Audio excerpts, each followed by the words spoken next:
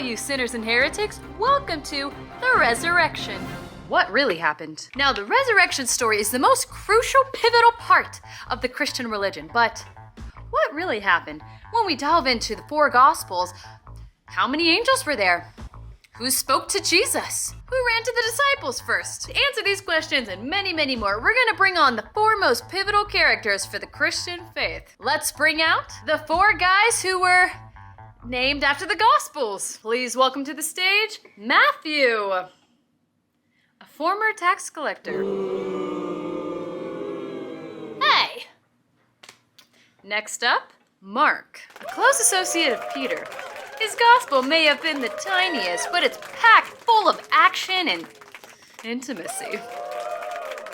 Next up, we have a doctor in the house, a historian and writer. Please welcome to the stage, Luke. And finally, let's welcome to the stage a former fisherman who loved theology. Let's welcome to the stage, John. The last time we saw you four, y'all were doing some pretty important stuff. Potentially writing the four Gospels and, being the top 12. So, how do you all think you did on your accounts of the resurrection? Pretty good. I would say so. Yeah. Great. Okay, well, Matthew, let's start with you. Roll the tape! Okay, our Lord looks up to heaven and says, my God, why hast thou forsaken me? And at that very moment, the curtain in the temple tore in two. And as that curtain tore, all the bodies of the saints rose from their graves. And then Jesus rose. Oh, and the people that visited the tomb, they were there before the stone was rolled away. Thought I'd add that in. And then the stone was turned, the angel was sitting on top of the rock, the guards fainted, and Jesus showed up and said, how are ya? Whoa, wait, earthquakes? Zombies? Women preaching the gospel? Whoa, hold on, gentlemen. Mark, can you clarify what you remember about the resurrection? Okay, Jesus did say, my God, why hast thou forsaken me? But if there was a literal earthquake and an actual zombie apocalypse, you don't think I would have remembered that? Okay, it was after the Sabbath. Mary, the mother of James, and Salome were carrying spices to the tomb. Now, they were freaked out because they said, wait a minute, we're not that strong. How are we supposed to roll the stone away? But when they got to the tomb, the stone was already rolled away. What? Matthew, relax. Mark, please continue. Thank you. And when they got to the tomb, there was a man dressed in white sitting in the tomb, not on top of the rock. And the man in white said, he is risen. He is not here. They were too afraid to tell the disciples, so they ran home. No. That is, super wrong, okay? First of all, no earthquakes. And Matthew, what is wrong with you? Zombie apocalypse? Oh my God. And you, Mark, Mary the mother of James, Joanna, and others. So you're wrong too. Whoa, this is great stuff. Let's take a quick commercial break, and then we'll get back to Luke's accounts of the resurrection. The resurrection. What really happened? We'll be right back.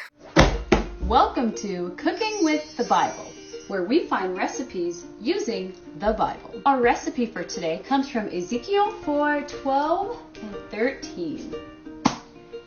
And thou shalt eat it as barley cakes. And thou shalt bake it with the dung that cometh out of man. And the children of Israel eat their defiled bread. Okay. Welcome back to the resurrection. What really happened? So far in this episode, we've gotten the resurrection accounts of Matthew and Mark. And now we're on to Dr. Luke's accounts. Luke, what do you remember about the resurrection? It was early. The people went to the tomb, brought spices. But when they got to the tomb, the stone was already rolled away. But Matthew and Mark were both wrong. It was not one angel at the tomb, but two. Mary did not run alone to tell the disciples. All of them ran to tell the disciples. Thank you. Host, can I chime in? Well, yes, John, of course. John is the last of the four Gospels. John, what do you remember about the resurrection? Okay, it was the first day of the week. It was still dark outside, Matthew and Mark, and Mary went to the tomb alone. What? What? She was. And when Mary went to the tomb and saw that the tomb was empty, she ran to the disciples, brought the disciples back to the tomb. When they noticed that the tomb was empty, they went home. Then she stayed there for a little while. Then she was walking along the road, and who did she see? A gardener. And the gardener said, "Hello, Mary, do you recognize me?" And she goes, "Yeah, you're the gardener."